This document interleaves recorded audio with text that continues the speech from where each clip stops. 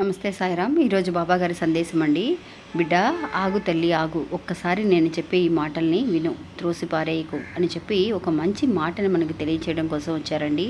ఏంటి అని అంటే, ఈ తప్పు కనుక నువ్వు చేస్తే నీ భవిష్యత్ అనేది చాలా వరకు కూడా నువ్వు కష్టపడవలసిన పరిస్థితి అనేది నీకు వస్తుంది అని చెప్పి తెలియజేస్తున్నారు. ఏంటి ఆ పరిస్థితి, ఏంటి ఆ తప్పు మనం చేయకూడదు అని అంటే, ఎప్పుడు కూడా అండి పెద్దవాళ్ళు మనందరము కూడా ఆస్తులు చేర్చి పెట్టుకోవాలి, ఇల్లు కొనుక్కోవాలి, కార్లు కొనుక్కోవాలి, ఆస్తి ఒక పొలం కొనుక్కోవాలి అని చెప్పి మనం ఒక అసెట్గానే మనం చేర్చి పెట్టుకుంటూ ఉంటాం. కానీ ఎవ్వరము కూడా మన గురించి మనం ఆలోచిస్తూ వయసైన టైంలో అంటే ముసలివాళ్ళం అయ్యే కొద్దీ మనకి ఏదైనా సరే మనీ పరంగా అవసరాలు అనేవి ఉంటూ ఉంటాయి. డబ్బు అనేది చేతిలో, క్యాష్గా డబ్బు అనే చేతిలో ఉంచుకో తల్లి అని చెప్పి బాబా ఈరోజు మనకి తెలియజేస్తున్నారండి. అలా అవస్థపడే వాళ్ళు, అవసరానికి 1,00,000 రూపాయలు 2,00,000 కావాలి అని అంటే స్థలాలు లేదంటే పొలాలు మనం వెంటనే అమ్మకాలకి పెట్టడం అనేది చాలా కష్టం అండి. అమ్ముడు పోవడం అనేది కూడా చాలా కష్టంగా ఉంటుంది. కాబట్టి పిల్లలకి అన్ని విషయాలు కూడా నువ్వు తెలియజేయాల్సిన అవసరం అనేది లేదు. క్యాష్ పరంగా అంటే డబ్బు పరంగా నీ దగ్గర కొంత